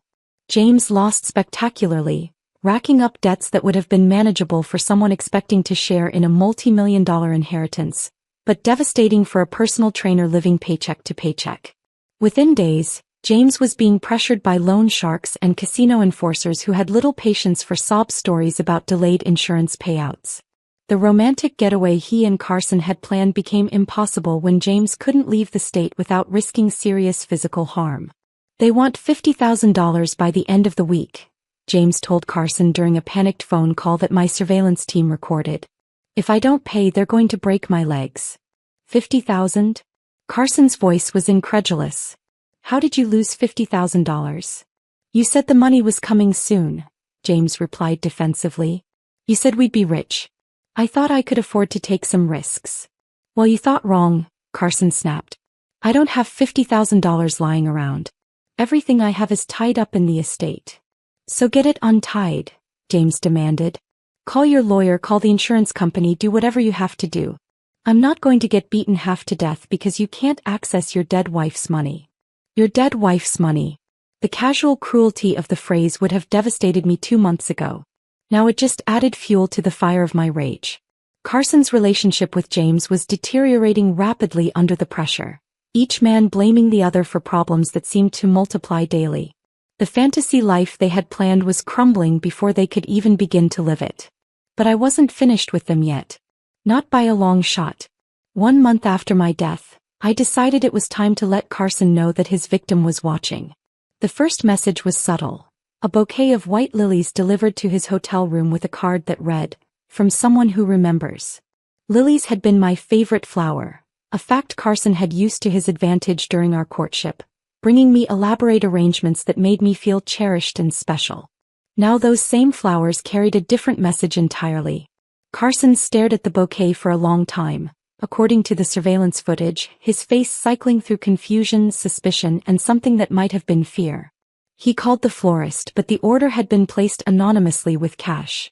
He questioned the hotel staff, but no one remembered seeing the delivery person. The second message came 3 days later. A photograph slipped under his door while he slept. It showed Carson and James together at the storage unit where he kept his trophies from previous victims, taken with a long-range lens that captured their faces clearly despite the distance. On the back of the photograph, written in my handwriting, were 4 words, "I see you now." Carson called James immediately, his voice tight with panic. "Someone knows. Someone's been watching us." "That's impossible," James replied, but he sounded shaken. "Who would be watching us? And why?" "I don't know," Carson admitted. "But someone sent me a picture of us at the storage unit. They know about the trophies." "Trophies?" James's voice was sharp. "What trophies?" There was a long pause before Carson answered. "Things I kept. From before. From the other wives." "Other wives?" The words came out as a whisper. "How many other wives, Carson?" And that's when I realized that James didn't know the full extent of Carson's crimes. He thought he was involved with a man who had killed 1 woman for money, not a serial killer who had been perfecting his technique for over a decade. 3, Carson admitted reluctantly. There were 3 before Priscilla. The silence that followed was deafening. When James finally spoke, his voice was hollow with shock. "You killed 3 other women?" "It wasn't like that," Carson said quickly. "It was business, James. A way to build the life we wanted together. They were just stepping stones to get us here." "Stepping stones." James's voice rose to nearly a shout. "They were human beings, Carson. They were women who loved you, who trusted you. And you killed them for money?" "I killed them for us," Carson corrected. "Everything I did was for us, for our future together. But the damage was done." The perfect love story Carson had sold to James, the tale of a man trapped in a loveless marriage who found true happiness with his soulmate, had been revealed as the lie it always was. James wasn't Carson's salvation or his redemption. He was just another mark, another victim being manipulated by a predator who saw people as resources to be exploited. The third message came a week later, and it shattered what remained of Carson's composure entirely. It was a DVD, left in his mailbox with no return address. When Carson played it, he found himself watching security footage from our house on the day of my death. Footage that showed him leaving for work in the morning, kissing me goodbye at the door, walking to his car with the confident stride of a man who knew he would never see his wife alive again. But the footage continued, showing events that Carson had never witnessed. It showed me returning to the house that afternoon, showed the teams of specialists setting up their equipment, showed the careful preparation of the scene that would convince the world I had died in an accident. And at the end of the footage, as the camera panned across the empty house one final time, there was a message written on our bedroom mirror in lipstick. My lipstick in my handwriting. "Did you really think you could kill me and get away with it? Carson's scream of rage and terror was picked up by every surveillance device in his hotel room. For the first time since I had known him, his mask slipped completely, revealing the raw panic of a predator who had suddenly become prey. He called the police, demanding protection, claiming someone was stalking him. But what could he tell them? That someone was leaving him messages about a murder he had committed? That he was being watched by the ghost of a wife he had killed for her inheritance? The police filed a report about harassment and promised to increase patrols around his hotel. But they couldn't protect him from an enemy they couldn't see, couldn't catch, couldn't even identify. Carson was beginning to understand what it felt like to be hunted, to live in constant fear of the next shoe dropping. He was experiencing the terror his victims had felt in their final moments, when they realized the man they loved was actually their killer. But this was just the beginning of his education in fear. Phase 2 of my revenge was about to begin, and Carson Carlos had no idea how much worse things were about to get. 6 weeks after my death, Carson's world collapsed entirely. The final blow came in the form of a registered letter delivered to his hotel room on a Tuesday morning. Inside was a document that made his hands shake as he read it. A court order freezing all assets related to my estate pending a criminal investigation into my death. The investigation had been triggered by an anonymous tip that included detailed evidence of Carson's previous marriages, photographs of his trophy collection, and audio recordings of him discussing my murder with James. The tip had been carefully crafted to look like it came from a concerned citizen who had noticed similarities between my death and other accidents involving Carson's former wives. In reality, of course, it had come from me. Within hours, Carson's hotel room was swarming with FBI agents armed with search warrants. They seized his computer, his phone, his financial records, and every piece of evidence that might connect him to a string of murders spanning over a decade. I watched the arrest from a van parked across the street, Diana's surveillance equipment giving me a perfect view of Carson being led away in handcuffs. His face was a mask of shock and disbelief, as if he couldn't quite process that his carefully constructed world was finally crumbling around him. Carson Carlos, you're under arrest for the murders of Lisa Hartford, Rebecca Steinberg, Angela Morrison, and Priscilla Carson, the lead FBI agent announced as the cameras rolled. The media had been tipped off, of course. Another anonymous call that ensured Carson's arrest would be broadcast live across the country. "This is insane," Carson protested as they loaded him into the back of a police car. "Priscilla died in an accident.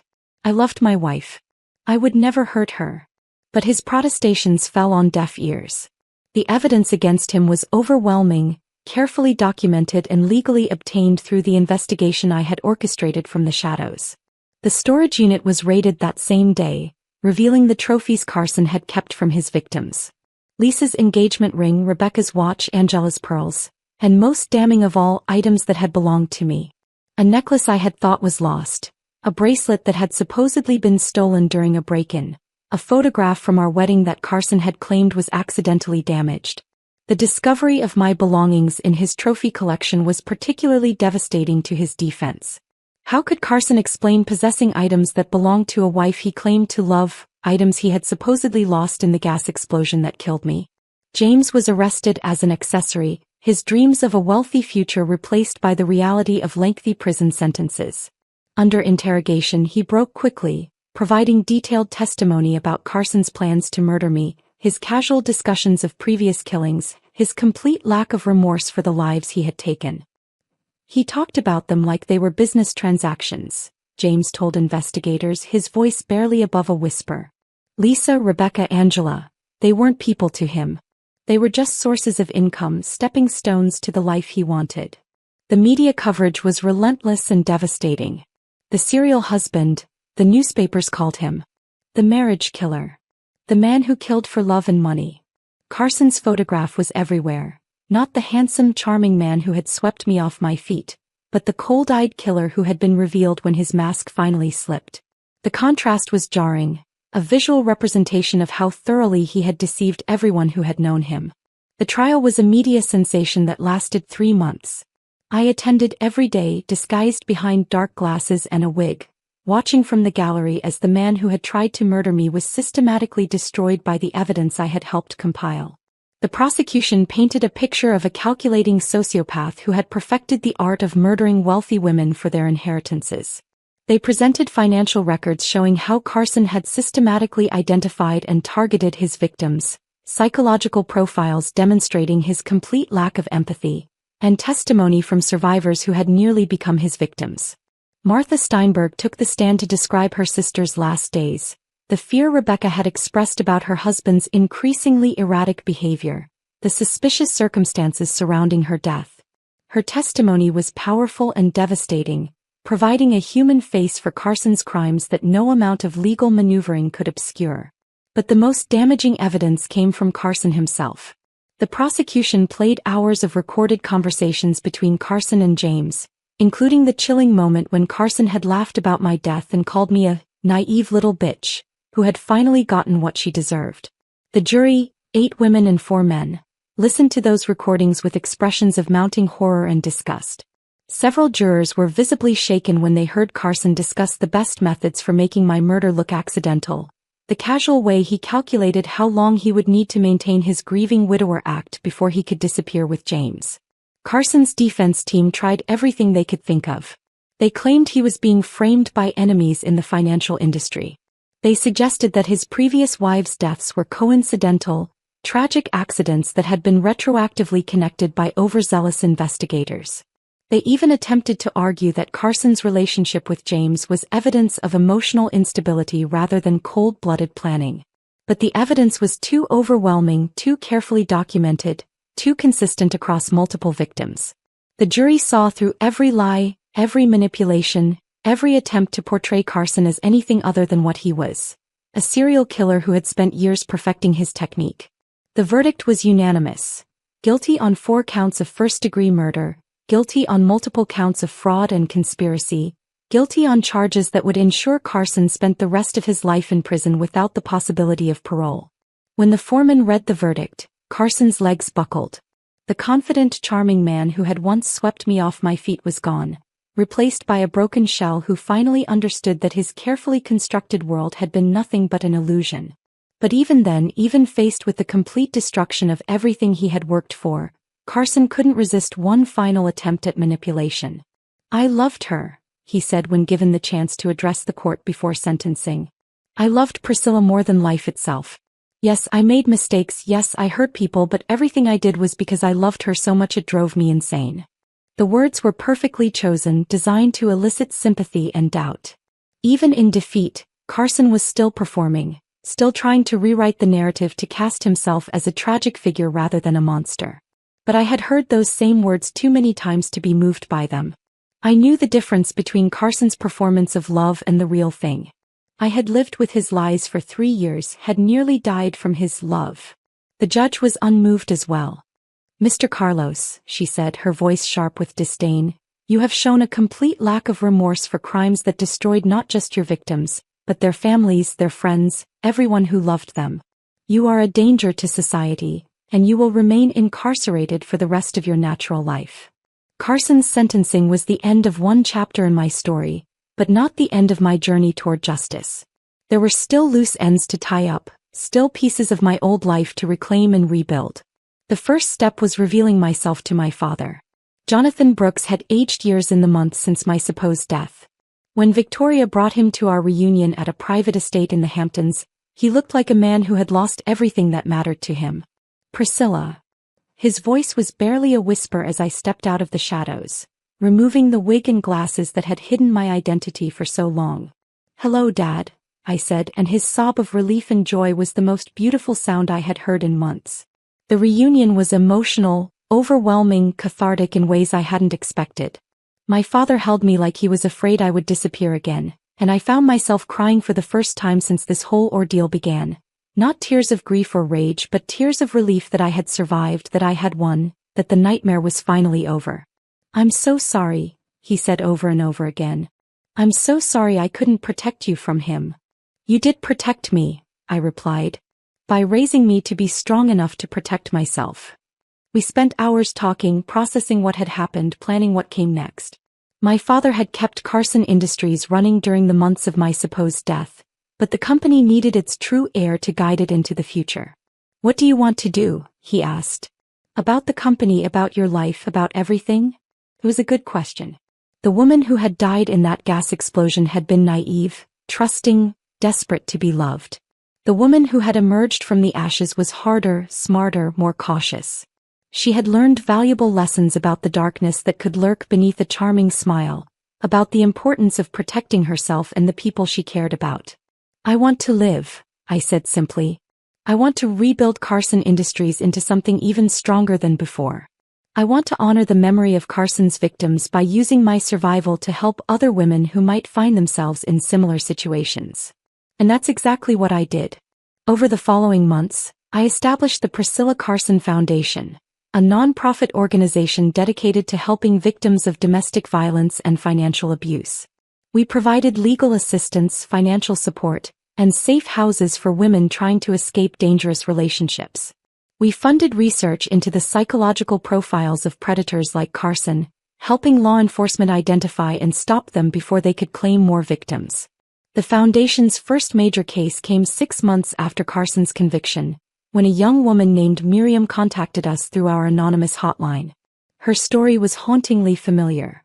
A charming older man who had swept her off her feet, a whirlwind romance that led to quick engagement, subtle signs that something wasn't quite right beneath the surface. "He knows everything about me," Miriam said during our first meeting, her hands shaking as she clutched a cup of coffee. "My family's history, my inheritance, details about my life that I never told him.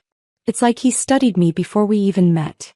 I looked across the table at this frightened young woman and saw myself 3 years ago, trusting, naive, desperately wanting to believe in a love that was too perfect to be real. The difference was that Miriam had been smart enough to seek help before it was too late. "You're safe now," I told her, meaning every word. "We're going to help you disappear just like I did. And we're going to make sure he can't hurt you or anyone else." Miriam's would-be husband turned out to be operating under the name Michael Thompson, but our investigation revealed he was actually Thomas Mitchell, a con artist with a string of insurance fraud convictions in his past. He hadn't progressed to murder yet, but the pattern was unmistakable. He was following Carson's playbook, targeting wealthy women for their inheritances. We turned our evidence over to the FBI, and Thomas was arrested before he could claim his first victim. It was a small victory, but it felt enormous. Every predator we stopped meant lives saved, families spared the kind of devastating loss I had witnessed firsthand. The foundation grew rapidly, funded by my inheritance and supported by donations from people who had been touched by our story. We opened offices in 12 cities, helped hundreds of women escape dangerous relationships, and worked with law enforcement agencies across the country to identify and prosecute financial predators. But perhaps the most satisfying moment came 2 years after Carson's conviction, when I received a letter from prison. His handwriting was the same elegant script I remembered from our marriage, but the words were desperate, pleading, nothing like the confident manipulator I had once known. "Priscilla," the letter began, and seeing my name in his writing made my skin crawl. "I know you're alive. I know you orchestrated everything that happened to me. I have to admit I'm impressed. I never thought you had it in you to be so ruthless, so calculating. You learned well from watching me. But I also know that deep down you're still the woman I married. You're still capable of love, of forgiveness, of mercy. I'm writing to ask for that mercy now. I understand why you did what you did. I hurt you in ways that I'm only now beginning to comprehend. But I'm a different man now. Prison has changed me, opened my eyes to the pain I caused. I want to make amends. I know I have no right to ask this, but I'm begging you to consider visiting me. Let me apologize in person. Let me try to explain why I did what I did. Let me show you that the man you fell in love with was real, even if I lost my way. I still love you, Priscilla. I know that probably sounds impossible after everything that happened, but it's true. You were the best thing that ever happened to me, and I threw it away for money that I didn't even need. I was greedy, selfish, stupid. But my feelings for you were never fake. Please, just one visit. Just one chance to look you in the eye and tell you how sorry I am. Forever yours, Carson." I read the letter 3 times, each reading making me angrier than the last. Even from prison, even facing life without parole, Carson was still trying to manipulate me. Still believing that the right combination of words could make me forget what he had done, could make me trust him again.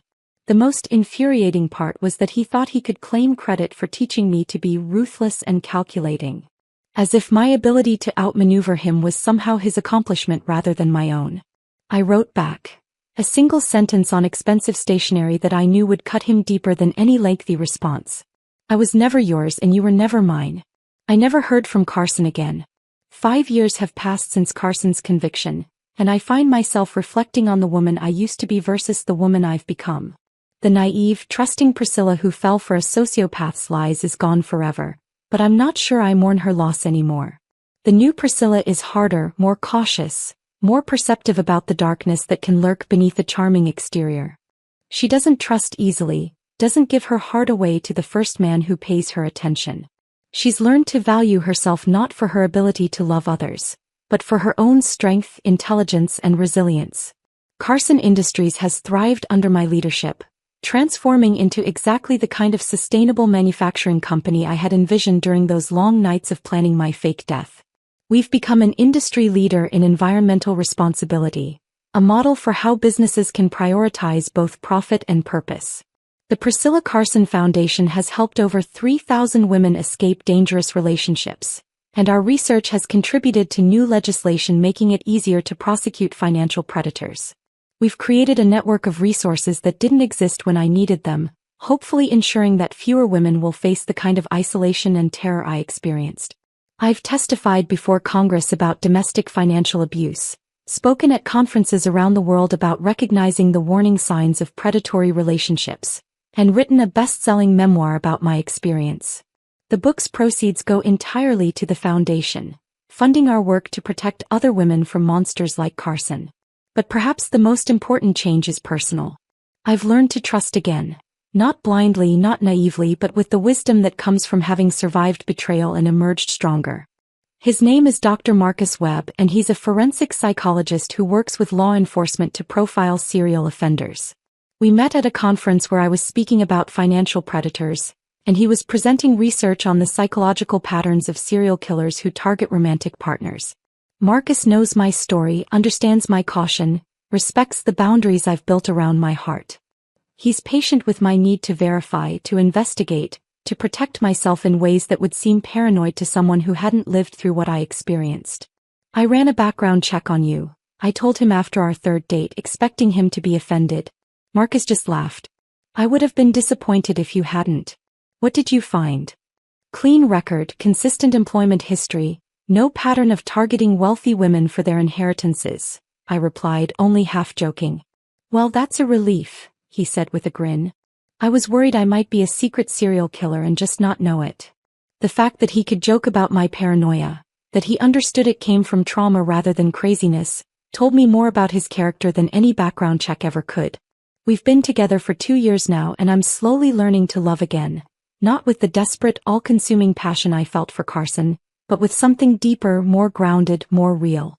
Marcus knows that I may never be able to trust completely. That part of me will always be watching for signs of deception. He doesn't try to change that about me. Instead, he proves his trustworthiness through consistent actions rather than pretty words. I love the woman you became, he told me recently as we sat on the terrace of my new home, a house Carson had never seen, could never taint with his presence. Not despite what you went through, but because of how you chose to respond to it. You turned your pain into purpose, your survival into service to others. It's taken me years to accept that perspective, to see my experience not as a victimization but as a transformation. Carson tried to destroy me, but instead he forged me into something stronger than I ever could have become without being tested by fire. I still have nightmares sometimes. Dreams where I'm back in that hallway, listening to Carson plan my murder, feeling the world collapse around me. But when I wake up, I'm not in the house I shared with the killer. I'm in my own home, surrounded by evidence of the life I've built from the ashes of my destroyed marriage. On my desk is a photo from the Foundation's latest gala, where we raised over $2 million for domestic violence prevention. On my bookshelf is a copy of my memoir, signed by some of the women whose lives it helped save. On my finger is a ring Marcus gave me. Not an engagement ring, not yet, but a promise ring that symbolizes his commitment to earning my trust one day at a time. Carson is still in prison, still serving his life sentence, still occasionally making appeals that are routinely denied. Sometimes reporters ask if I feel bad about the elaborate deception I orchestrated to bring him to justice, if I have any regrets about the methods I used to destroy him. The answer is always the same: no. Carson Carlos was a predator who had already killed 3 women and was planning to kill me. He was never going to stop, never going to feel remorse, never going to face consequences for his actions unless someone forced him to. The criminal justice system had failed his previous victims. Lisa, Rebecca, and Angela had died without seeing their killer punished. I made sure that didn't happen to me. The methods I used were extreme, yes. Expensive, complicated, morally ambiguous in some ways. But they were also effective. Carson is in prison where he belongs. James is serving time as his accomplice.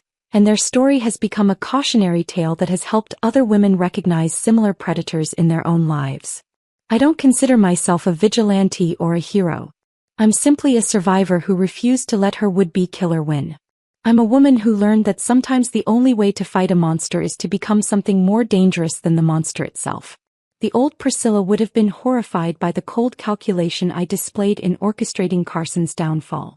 She would have insisted that there must be a better way, a more compassionate approach, a solution that didn't require deception and manipulation.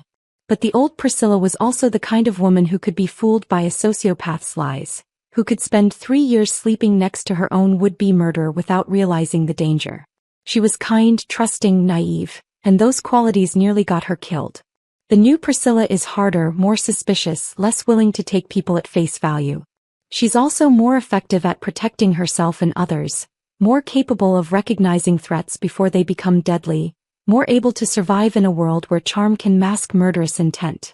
I'm not the same woman who fell in love with Carson Carlos at that charity gala 6 years ago. That woman is dead, killed as surely as if Carson had succeeded in his plans to murder her. What emerged from her ashes is someone stronger, smarter, more dangerous. Someone who learned to fight fire with fire and won. Sometimes I wonder what would have happened if I had confronted Carson directly that day when I discovered his affair, if I had demanded answers instead of planning elaborate revenge. Would he have confessed? Would he have shown remorse?